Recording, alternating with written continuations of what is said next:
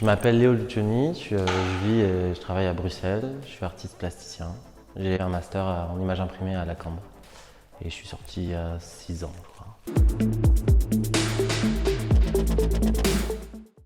Ma formation, c'est l'image imprimée, du coup elle est omniprésente. L'image, elle est un peu transmédia. On la retrouve sur tous les supports, dans la publicité, dans les magazines, sur le digital, sur les objets, sur les packaging, enfin vraiment, c'est partout. Du coup, son omniprésence fait qu'elle sert de représentation à tous les autres médiums. J'ai vraiment étudié l'image imprimée à la base, et puis petit à petit, je suis allé vers d'autres médiums, la sculpture, de la vidéo, du son, qui étaient des meilleurs traducteurs pour certains concepts ou allégories que je voulais proposer. Comme là, par exemple, dans cette exposition, les gros bonbons en céramique. Si ça avait été des représentations de gros bonbons, il n'y aurait pas le côté matériel, peut-être la salive qui arrive quand on regarde les sculptures, et ce rapport en fait très physique. Et l'image va être plus intéressante pour des questions de symbolisme, d'allégorie, où elle sera plus forte. Et c'est aussi pour ça que j'ai un travail qui est de plus en plus lié à la main. Enfin, moins une pratique de studio où je m'étais dirigé plus avant. Où je travaillais avec des artisans ou des industries, ou à essayer de détourner des moyens de production qui sont normalement orientés vers le consommable, l'objet répété, tout, pour en faire des objets artistiques. Et aller plus vers une truc artisanal peut-être. Ou des médiums qui étaient déjà présents il y a 100 ans ou il y a 200 ans, comme la peinture et la céramique. Je trouvais que l'image digitale, numérique, a un rapport tellement désacralisé et pauvre pour les gens qu'ils n'ont pas le même impact émotionnel. Il y a une prévalence un peu de la peinture liée aux réseaux sociaux parce qu'il y a de la main et il reste un peu plus que ça pour montrer du vivant. J'ai l'impression que plus qu'on aura des réseaux sociaux et un art qui est lié aux médias, Instagram, tout ça, cette visibilité-là, plus on va avoir un art aussi très artisanal. J'ai la sensation qu'il y a une hiérarchie des médiums qui est un peu émotionnelle, physique, qu'on va avoir en tant que spectateur face à un objet. Est-ce qu'on sent des gestes? Il y avait beaucoup de choses déjà que je faisais tout moi-même, mais j'ai essayé que ça ait une esthétique qui ait l'air d'être tellement faite par l'industrie alors que c'était fait à l'atelier. Du coup, là, peut-être la première proposition où je fais un truc où j'essaie pas de me déguiser derrière une fausse industrie. Comme s'il y avait une dérive un peu, ou comme si l'industrie faisait du greenwashing. Je parle beaucoup de consumérisme, de soucis de consommation, des productions liées à cette société, les symboles aussi. Et du coup, souvent, je parle d'éléments populaires ou communs, universels. Par exemple, un paquet de chips qui va parler à un maximum de monde.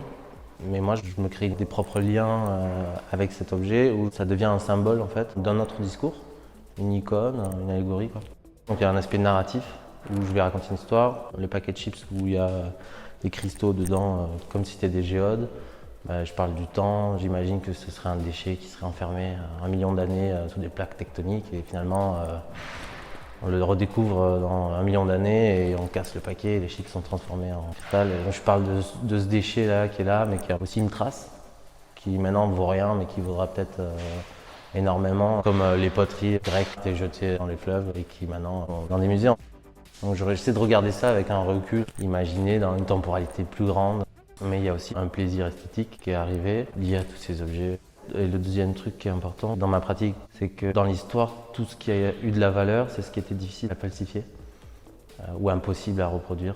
Et personne ne peut produire une canette de soda en fait. Et les artistes n'ont pas accès à ce médium-là pour embosser des trucs, faire des paquets de chips. Et pourtant, ça n'a aucune valeur. C'est la première fois peut-être dans l'histoire où il y a une production énorme d'objets infalsifiables qui valent rien, qui ont des durées de vie de quelques secondes parfois. Et moi, du coup, je les considère comme ça parce que je m'intéresse à comment sont faits les trucs. Et il y a un plaisir de l'industrie que j'essaie de mettre à côté des critiques que je peux avoir de leur impact. Dans mon travail, il y a des thèmes qui reviennent souvent, comme les énergies. Donc ça va être les énergies fossiles, le pétrole, l'électricité, tout ça, et les énergies spirituelles, l'ésotérisme. Et je fais un parallèle entre ça, comme un parallèle aussi entre les religions. Je viens piocher un petit peu des symboles, des gestes aussi liés à la société de consommation, des rituels et des symboles. Et du coup, je fais un mix et pour présenter le capitalisme comme un égrégore et comme une religion en fait. Je pense que c'est un moyen de communication que j'ai privilégié même plus jeune dans mes rapports sociaux pour expliquer des idées, résoudre des problèmes. Donc en fait, on se retrouve à la même question de communication dans l'art. Comment on va communiquer une idée, expliquer une narration. Donc c'est souvent l'humour que j'utilise quand il y a des situations de gênance. C'est mon moyen de communication, je pense, de prédilection. C'est une envie. J'ai mis du temps à me rendre compte que c'était un besoin en fait, parce que c'est difficile dans la formation que j'ai eue. L'humour en apprentissage dans les écoles d'art est pas du tout. On ne nous pousse pas à faire des trucs marrants, on essaie d'être pris au sérieux, donc de faire un truc sérieux. Soit c'est dans les sujets, dans les médiums. Ce qui me plaît, c'est si n'importe qui comprend au maximum, si c'est autonome, si les références sont. Voilà. Après, moi, j'extrapole, je tire mes histoires à partir d'un objet qui est très commun. Mais je crois que ça me rapproche aussi de plus de gens. Il y a plusieurs lectures, mais il y en a une qui est vraiment disponible et directe. Celle de la séduction, en fait, c'est celle aussi qu'il y a dans le marketing, dans la pub. C'est le premier rapport qu'on va avoir à l'objet. Je réutilise les mêmes mécaniques, il y a pas mal de reproductions. Et après, c'est juste que je leur rajoute un twist, un petit croche-patte, un hiatus. Alors Morpheus, donc la pièce que je présente pour le Centre Wallonie-Bruxelles, elle est tirée d'une installation. Donc elle faisait partie d'une narration. C'était un personnage important de cette histoire. Donc c'est un chevalier, c'est une repro d'une armure gothique européenne du Moyen-Âge, mais qui est fabriquée en Inde, dans une région où ils fabriquent que des armures gothiques européennes. Comme il y a une région en Chine où ils fabriquent que des boules de cristal. Là c'est assez marrant parce que c'est l'histoire européenne, mais c'est fabriqué en Inde. C'est vraiment beaucoup moins cher. Et du coup, j'ai récupéré plusieurs objets qui sont fabriqués dans les mauvais endroits. Donc, il a un ensemble qui est fabriqué en Turquie et qui est vendu au Maroc à Adidas. Chaussures aussi, des contrefaçons, tout ça. Et donc, c'est une espèce de sportif qui est habillé en armure. Son armure a un peu des motifs de fusion qui ressemblent à des écailles de serpent. Dans l'exposition, les pommes sont déjà marquées de slogans de marque. Du coup, en fait, le chevalier propose deux choix. Sur un, c'est le slogan d'Apple, Think Different. Sur l'autre, c'est Back Market, où c'est New is Old. C'est concurrent un peu de deux empires qui sont interdépendants finalement, mais qui représentent aussi je sais pas moi, c'est interchangeable dans un sens. Tous ces slogans sont génériques qu'on pourrait prendre Forever Faster de Puma et le donner à Yop, ou prendre celui de Tinder It's in You et le donner à Apple, ça marche aussi. On est un peu sur une spiritualité où il y a.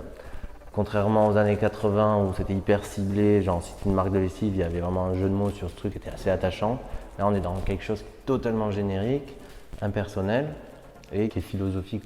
Et du coup il propose ce choix et c'est la référence directe au film Matrix avec Morpheus qui propose soit de sortir, de rentrer dans le jardin d'Alice au Pays des Merveilles, soit rester dans la matrice où il vit dans un monde falsifié avec un filtre devant les yeux. Donc je sais pas trop si c'est Apple, le royaume ou Back Market. Finalement c'est la même chose en fait. C'est des non-choix.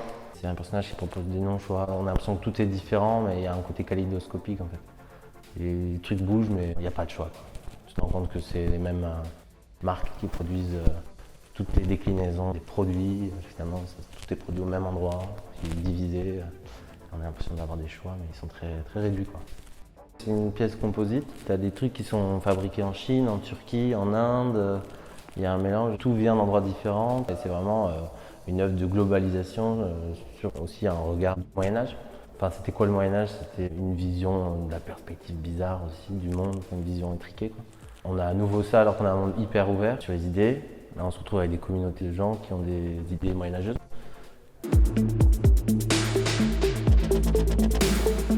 Moi j'ai l'impression, si on envisage le capitalisme et ses slogans comme des mantras de répétition, enfin il y a un côté vraiment spiritiste, quoi. Si on l'imagine comme ça, on imagine vraiment que c'est un égrégore puissant qui est lié à la fiction, l'argent qui est un second égrégore important. Et du coup, moi ce que je trouve c'est que ça devient des coquilles vides. On a de plus en plus de puissance et d'universalité dans les slogans qui sont dits et tout ça. Mais c'est de plus en plus décroché.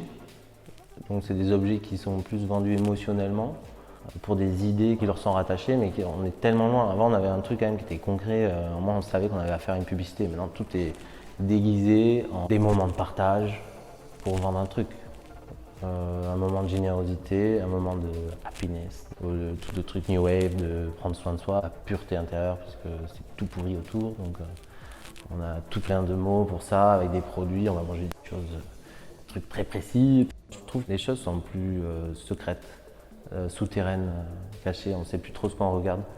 Avant, on savait exactement que c'était une publicité parce que c'était à telle heure, sur tel médium et tout.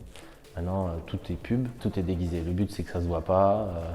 Les marques qui, à l'époque, quand moi j'étais petit, où il y avait des goodies, des porte-clés, des stylos, des magnettes et tout ça, c'est fini. Le but, c'est d'être discret, quoi.